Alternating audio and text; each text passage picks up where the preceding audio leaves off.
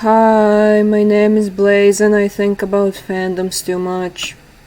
That's it, that's the intro. So, if you don't follow me on Tumblr, here's how things work around here. I asked for video suggestions and my homie McFlurry said he interviewed by JJams and I thought, oh yeah, I did make a prediction checklist for future episodes. So I decided to make a video explaining and providing evidence for some of these, as some are very self-explanatory and some made me fight for my life in Jay's comment section. So if you don't know what The Interviewed is, it's a YouTube fan series made by JJams. It's basically FNAF but made into an action movie. If you clicked on this, I'll just assume you know what I'm talking about. If you don't, please go watch it first. I do want to start with self-explanatory ones, as there is not much to say about them. Before I get to that though, I'd like to inform you that I started working on this video before the most recent episode, so some of these sound even more just straight up logical and unnecessary now. First up we have, Bloke will have to defend himself from the animatronics as they think he betrayed them. This one was since confirmed, and though it hasn't really happened yet, it's set in stone at this point, so I won't waste time on it. Next, also pretty obvious, Toy Bonnie is gonna get used for something by the gems. This one has also been confirmed, but I would like to add to it. I don't trust Nightmare. I definitely think Nightmare is some kind of a projection the gems made intentionally to manipulate Toy Bonnie. Like basically give him false memories and stuff. Nightmare Bonnie is gonna throw hands with Major. I don't have any evidence to back this, but hear me out.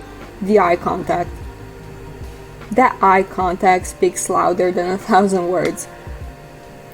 Major is gonna die a very gruesome, symbolic death, just like Afton did.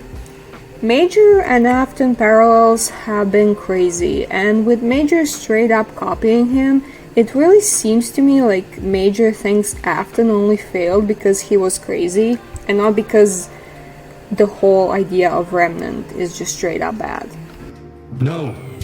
What's crazy is working with the enemy. What's crazy is that thing over there. He essentially thinks of himself as a better Afton, and I can see that being his downfall, as he hasn't learned from his predecessor's mistakes, so he is very likely to fail in the same way and end up just like him. Now we get to the good part. These last two are a bit controversial, so strap in, here we go. First we have Cassidy's mind controlling the phantoms. I do feel like this is a bit of an unpopular opinion, and I get it. I personally don't really like when the possession trope in the media is used to replace a motive for the antagonist. So I understand most people would like to think that there is this genuine dissonance between how different animatronics understand the concept of revenge. However, there is this major pointer saying otherwise. In an interview with Cassidy after Afton is taken by Goldie, the main group gets jumped by the gems. Wither Bonnie goes to seek help from his interviewer, letting him know that they don't actually have Afton anymore, basically asking for a ceasefire. During that conversation, he says this. Goldie and some of the others, they turned. They didn't even recognize me. So yeah, I feel like if FNAF 2 animatronics had different motives compared to the rest, Wither Bonnie would know. Or even Toy Bonnie or Toy Chica. Well, didn't see that coming. Or Lefty, honestly. It is plausible that they had a change of heart recently, especially considered they did kinda get stranded by the others. We've been busy. Burning. However, I wouldn't say that's the case. It's mainly the way Wither Bonnie phrases it. They didn't recognize me, like, what does that mean? That they aren't fully conscious? He knows them. If he sensed something was off about them, I believe him. And the thing is, this plays into what we already know about Cassidy from UCN and from Jay's character profiles. In the UCN, Cassidy is portrayed as this malicious entity whose personality slowly deteriorated under the influence of their own rage, until all that was left of them was their urge for revenge. They consider their goal the absolute, going as far as to trap other souls to be the tormentors in Afton's personal hell. Now, do I necessarily agree with that interpretation of Cassidy in canon? Well, not really, but that is not only off topic, but we've also seen enough of her in The Interviewed, to the point where I'm pretty convinced that this series was going for that kind of portrayal of this character. All of that said, she is prone to asserting herself over others, which is an argument going towards the fact mind control is definitely not beneath her. Now, let's take a look at the character profile video. In this video, it is clearly stated, I'm citing, like Lafty, Cassidy has demonstrated to be capable of manipulating Remnant, making her one of the most dangerous subjects.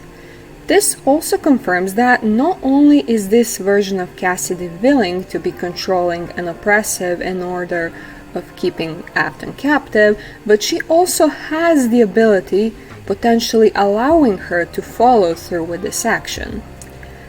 As for the second wild take, Baby intentionally lured in and will potentially repossess Ennard. This one is wilder than the last one, to be honest, but it really comes down to the scene where Ennard finds Baby strapped to a wall specifically.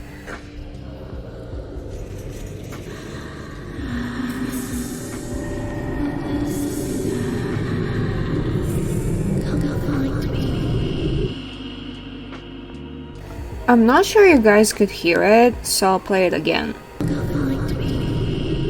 In the clamor of whispers, you can faintly hear Baby say, "Come find me."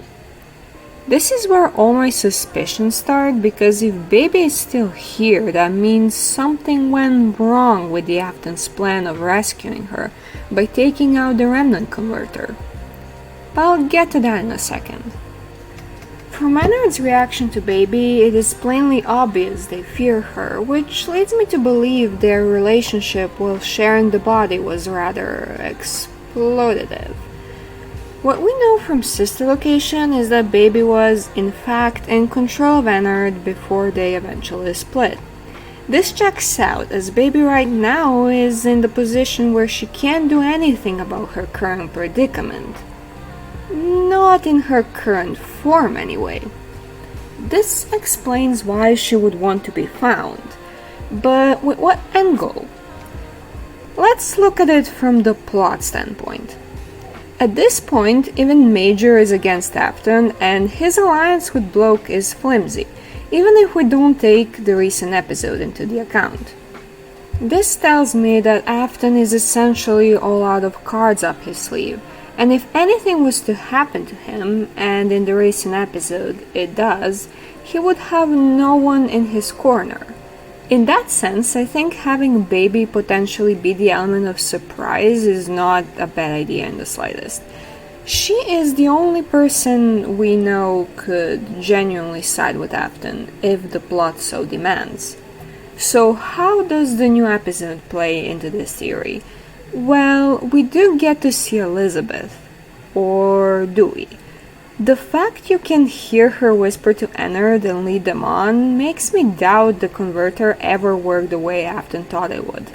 And surely enough, we do get to see Cassidy at the end doing her usual shenanigans, all of which leads me to the conclusion that what Afton sees is fake, a hallucination made specifically to torture him, while Elizabeth is really possessing Ennard now, potentially having her own agenda. Anyway, that was it for today's topic. If you guys have any more video suggestions, please let me know, and until next time, blaze out!